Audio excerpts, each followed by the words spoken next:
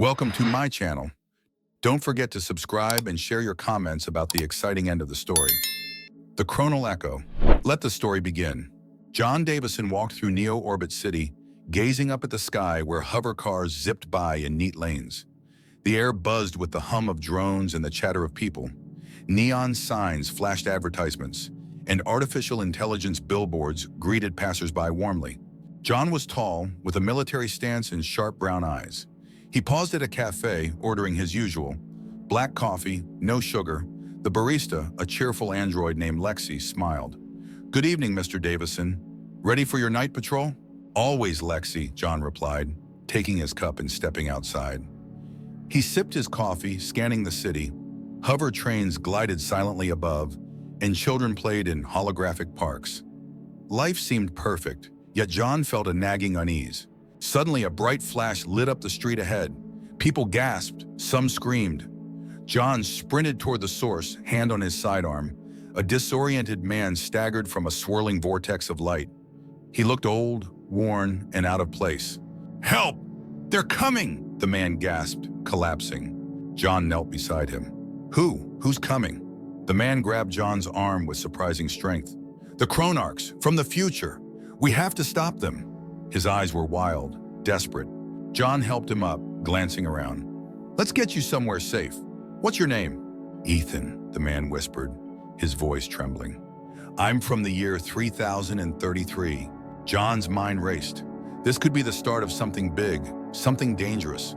And only he knew it. John eased Ethan into a chair inside his small, cluttered apartment. The walls were lined with mementos from his military service and maps of distant stars.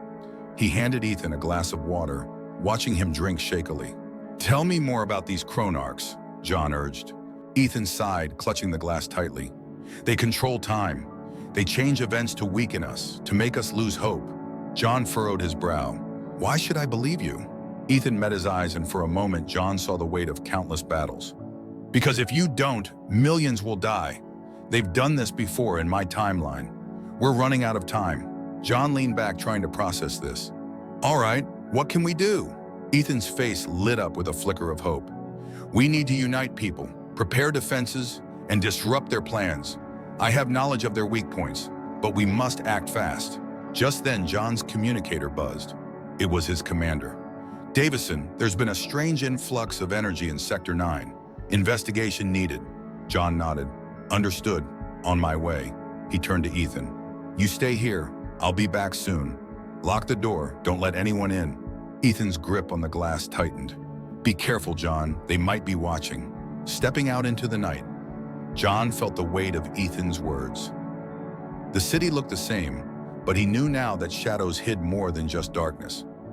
As he headed towards Sector 9, he couldn't shake the feeling that something far greater than he ever imagined was unfolding. John hurried to Sector 9, the city's tech hub, alive with glowing screens and hurried footsteps. Engineers and scientists hustled about, unaware of the looming threat. John's communicator crackled. "Davison, what's your status?" "Almost there," John replied, scanning the area. He spotted the energy surge's coordinates and made his way through the throngs of people. As he arrived, a shimmer in the air caught his eye. A temporal rift, smaller than before, but undeniably there. He crouched, examining the disturbance. "This must be what Ethan warned about," he muttered. A sudden noise made him turn. A group of soldiers appeared, led by Captain Reyes, a stern woman with piercing blue eyes. "John, what are you doing here?" she demanded. "Following a lead," he gestured to the rift. "It's connected to an invasion.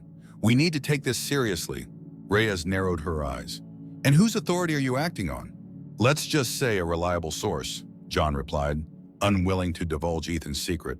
Before Reyes could respond, the rift widened. More Chronarch soldiers emerged, clad in sleek, dark suits that shimmered with energy. Panic erupted as civilians scattered. "Open fire!" shouted Reyes. Bullets flew, but the Chronarchs moved with unnatural speed, dodging with ease. John pulled out a device Ethan gave him, a temporal disruptor. He activated it, and a pulse of energy radiated outward, destabilizing the rift and stunning the Chronarchs momentarily. "What is that thing?" Reyes demanded. "Something we need to fight back," John said. We have to regroup and get everyone to safety. As they pulled back, John saw the chaos and realized the severity of Ethan's warning. The Chronarchs were here, and their war had started. Standing amidst the chaos, John felt the weight of what was to come. The fight for the future had begun, and there was no turning back. John and Captain Reyes led their troops through the city streets, which were now littered with debris and echoes of chaos. Ethan's knowledge proved invaluable, guiding them to a hidden underground bunker beneath the old city museum. Inside the dimly lit bunker, John activated a holomap. "Ethan, we need your input. How can we effectively use the chronal resonator?" Ethan, looking frailer under the harsh lights, stepped forward. "The resonator disrupts temporal fields. We need to deploy it at key points around the city to confuse and separate the Chronarch forces." Reyes crossed her arms, skepticism etched on her face. "And what happens if it backfires?" "It won't," Ethan insisted. "I've seen it work. We just need to buy time and rally our forces." John looked around at the tired but determined faces of his fellow soldiers. "All right, we split into teams. Each team takes a resonator. Reyes, take Block B. I'll cover Block A with Ethan." Reyes nodded reluctantly. "Let's do this." As they moved out, John and Ethan sprinted through abandoned alleyways, the city's neon glow casting eerie shadows. They reached their designated point, where another temporal rift flickered ominously. Ethan pulled out the resonator, his hands trembling. "Set it here," he instructed. John placed it carefully, and a low hum filled the air as it activated. Suddenly, more Chronarchs appeared. John drew his weapon. "Cover me!" he shouted. Ethan adjusted the resonator, amplifying its field. The air shimmered, and the Chronarchs faltered, their forms flickering. John opened fire, each shot finding its mark as the aliens struggled to maintain their temporal footing. In the midst of battle, Ethan collapsed. "Ethan!" John shouted, fighting his way over. "I'm okay," Ethan gasped. "Just keep them back!" With grim determination, John secured the area until the resonator finished its cycle. The temporal rift closed, and the remaining Chronarchs vanished. Breathing heavily, John helped Ethan up. "We did it! For now," Ethan panted. "But this is just the beginning." As the city's distant sirens wailed, John knew Ethan was right. They had won a battle, but the war for time itself was far from over. The future depended on their next moves, and failure was not an option. John and Ethan emerged from the bunker into a city that had changed. Neo-Orbit City was scarred, but the human spirit was unbroken. People gathered in the streets, tending to the wounded, rebuilding what they could. A sense of unity buzzed in the air.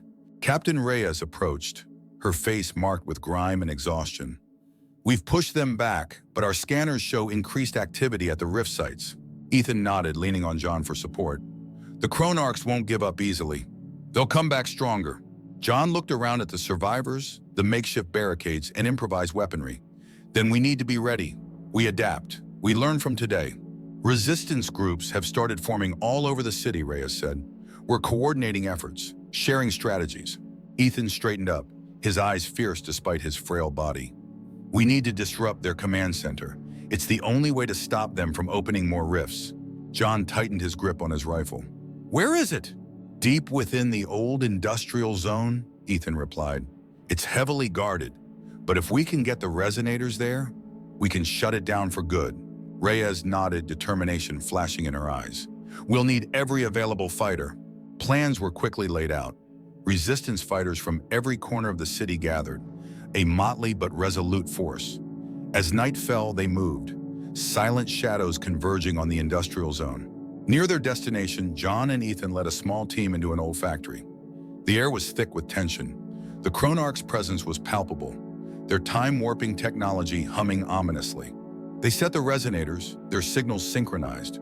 As the devices activated, a powerful pulse rippled through the factory, destabilizing the Chronarchs' command hub. A fierce battle erupted, laser fire lighting the dark corridors. John fought valiantly, covering Ethan as he adjusted the resonators for maximum disruption. The Chronarchs, their forms flickering in and out, reeled under the temporal assault. With a final surge, the main rift collapsed, cutting off the Chronarchs' reinforcements. The remaining aliens fell back, their control weakening. Breathing heavily, John stood with Ethan among the debris and smoke. "We did it," Ethan nodded, a tired but triumphant smile on his face. You've given humanity a fighting chance. Captain Reyes and the others moved in, securing the area. The city's dawn broke, casting a hopeful light on the survivors. They had won not just a battle, but a future filled with possibilities. John looked around at his comrades. The real work of rebuilding would now begin, but they were ready. Together they had faced a near-impossible foe and emerged victorious. The spirit of humanity had proven, once again, to be indomitable.